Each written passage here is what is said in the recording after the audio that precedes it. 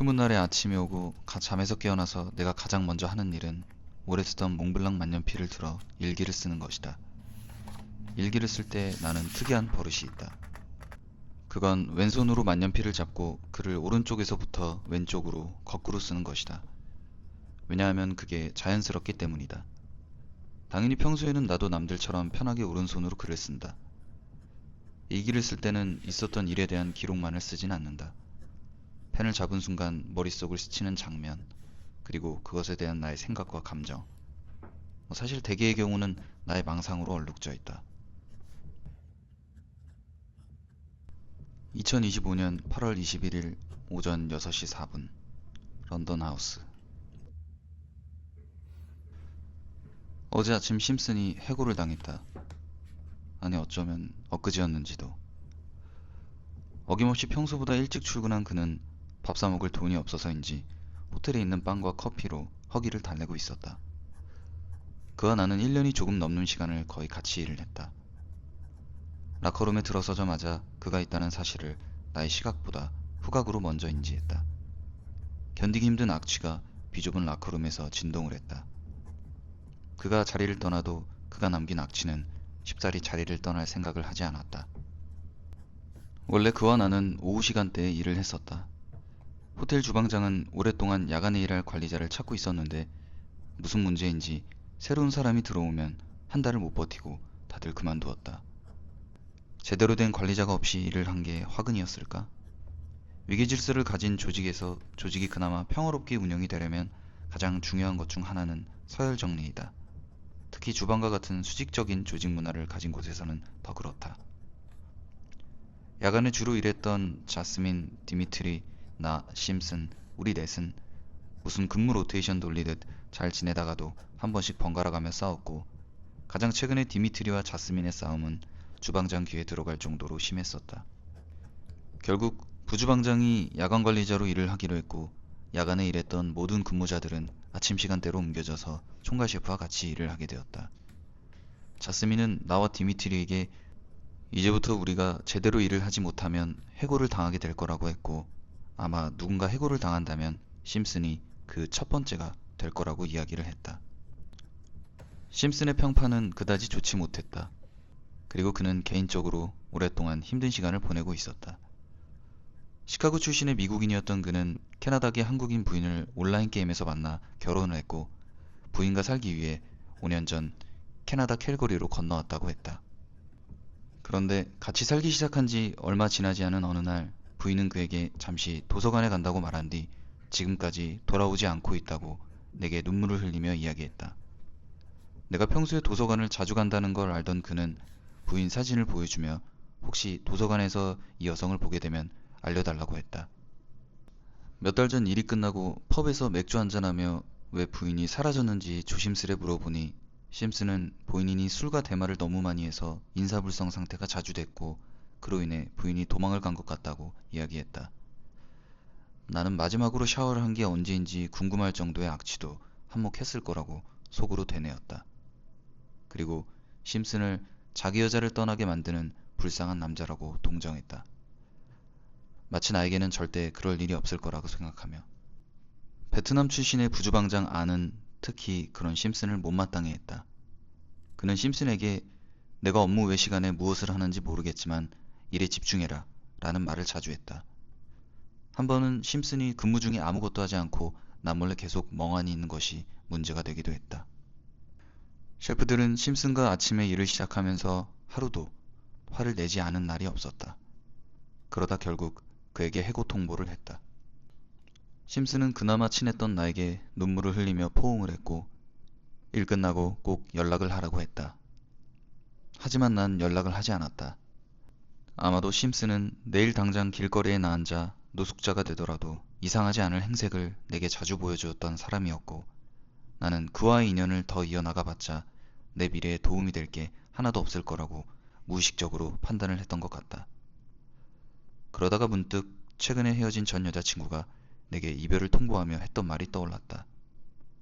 그녀는 내가 좋은 사람이라고 했었다. 난 그녀의 말대로 내가 조금은 좋은 사람인 줄 알았다. 심슨을 대하는 나의 마지막 태도를 인지하기 전까지는. 나는 냉정하게 심슨과 멀어지려 했고 내가 좋은 사람이 아니라 그저 눈앞의 이익에 따라 행동하는 이기적인 사람이라는 것을 새삼 깨달았다. 심슨에게 어제 잠들기 전 문자 메시지를 남겼다. 더 일찍 연락하지 못해 미안하다고 말했고 힘든 시간을 보내고 있는 걸 알지만 같이 포기하지 말고 다시 앞으로 나아가자는 상투적인 위로의 메시지를 남겼다. 그는 답장으로 차라리 해고를 당해서 더 마음이 편하다고 했다. 그러고는 다운타운 근처 식당에 벌써 3개의 인터뷰를 볼 거라고 자랑하듯 말했다.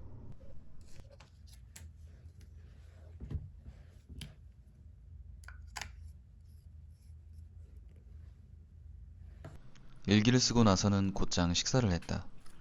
아침 메뉴는 간장 계란밥이다. 스피나치는 그냥 있길래 넣었다.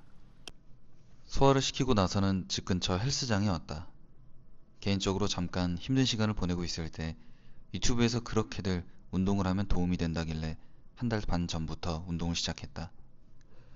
군대를 전역하기 20대 초반까지는 강제적으로라도 운동을 꾸준히 했었는데 근 10년 동안 운동을 1년 이상 꾸준히 해본 적이 없어서 더 늦기 전에 다시 시작을 했다. 주 3, 4회, 길어야 4, 50분 정도 운동을 하기 때문에 이것저것 많이 하기보다 대근육을 많이 쓰는 4, 5가지 운동을 집중적으로 하기로 마음먹었다. 오늘은 풀업과 레그프레스를 하는 날이다. 턱걸이를 한 개도 못할 때까지 최대한 많은 세트를 반복하고 그 다음 래플다운으로 남은 힘을 최대한 쥐어짜내려고 했다. 현재 최고 기록은 7개이다. 2개에서 그나마 이것도 늘은 거다. 캐나다에 와서 1,000불 정도 주고 PT를 잠깐 배운 적이 있었는데 트레이너가 아무리 귀찮아도 최소한 그날 했던 운동이랑 최고 중량이랑 개수 정도는 핸드폰 메모장에라도 적어둬서 트래킹을 하라고 해서 늘 기록을 하고 있다.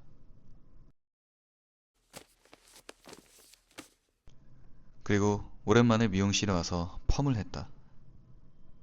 펌을 생각한 것보다 훨씬 강하게 말아줘서 기분이 안 좋았지만 난 애써 태연한 척하며 미용실을 나왔다. 최근에 개인 사정으로 다운타운 근처로 이사를 했는데 이사 후 좋은 점 중 하나는 카공하기 분위기가 좋은 카페가 집 근처에 있다는 점이다. 카페에 와서 캐모마일을 주문하고 영어 장문 연습을 했다. 원칙은 간단하다. 챗GPT 플러스의 도움을 받아 어떤 문장이든 나의 생각을 영어로 노트 한 페이지 이상 분량을 채우는 것이다. 아침에 일기를 쓸 때처럼 왼손으로 만년필을 쥐고 마찬가지로 글은 거꾸로 쓴다. I got my hair cut and permed, but unfortunately, it didn't turn out the way I hoped. The stylist ended up perming my hair way stronger than I expected.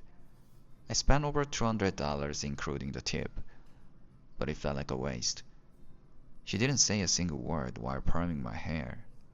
Usually, stylists chat with customers while working, and it's not like I was even dozing off or anything. I actually tried to start a conversation, but she only gave short answers and didn't ask me a single question. The only thing I liked was the scalp massage. It was so good. I honestly couldn't tell if I came in for a palm or a massage. 쉬는 날에 주 1회 정도는 되도록이면 칼을 갈려고 한다. 요리사로서 칼을 일할 때 자주 쓰니 아무리 좋은 칼도 결국 무뎌지기 마련이고 그렇게 주기적으로 갈아줘야 한다. 요리사라면 대부분 공감할 테지만 칼을 가는 일은 빨래나 설거지를 해야 하는 것만큼 꽤나 번거로운 일이다. 칼을 갈기 전에는 칼을 갈 때 쓰는 숫돌을 먼저 갈아준다. 처음 산 숫돌의 경우를 제외하면 숫돌 역시 칼을 갈다 보면 면 자체가 굴곡이 생기고 이런 굴곡은 추후 칼이 제대로 갈리지 않는 원인이 된다. 난 개인적으로 칼을 갈 때 나는 이 소리를 좋아한다.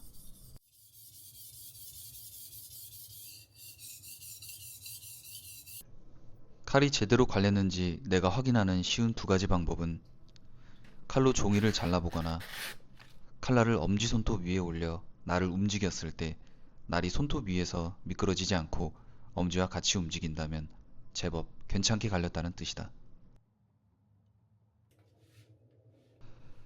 원래는 저녁 식사 메뉴로 아침에 먹은 간장 계란밥을 또 먹으려고 했는데 명색이 요리사 브이로그라 요리하는 모습을 찍어야겠다는 생각이 칼을 갈다 갑자기 들어서 오랜만에 예전에 김밀란 파스타 책을 사서 배운 파스타 요리를 준비된 재료 부족으로 나만의 방식으로 어쩔 수 없이 응용한 파스타 메뉴를 만들 계획이다. 이름을 굳이 정하자면 알리오 올리오, 베이컨, 비빔면 소스, 스파게티니이다. 알루미늄 팬에 올리브유를 두르고서 베이컨을 굽는다. 그리고 마늘도 살짝 익힌다. 알단테 기준 3, 4분 정도 덜 익힌 면을 건져내고 맛소금으로 간을 한 면수를 넣어 팬에서 마저 익혀준다.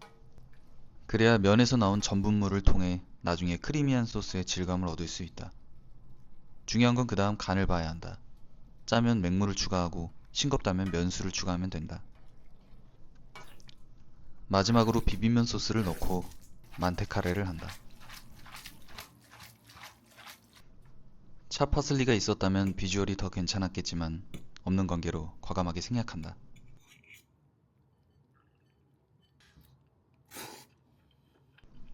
베이컨과 파스타면이 가지고 있는 느끼한 맛을 비빔면 소스로 잡아줘서 야식으로는 사실 맛이 없을 수가 없는 맛이다. 스파게티 면보다 더 얇은 스파게티니 면을 쓰면 국수 소면의 느낌을 내면서 식감은 국수면보다 훨씬 더 쫄깃해지기에 개인적으로 맛있게 잘 먹었다.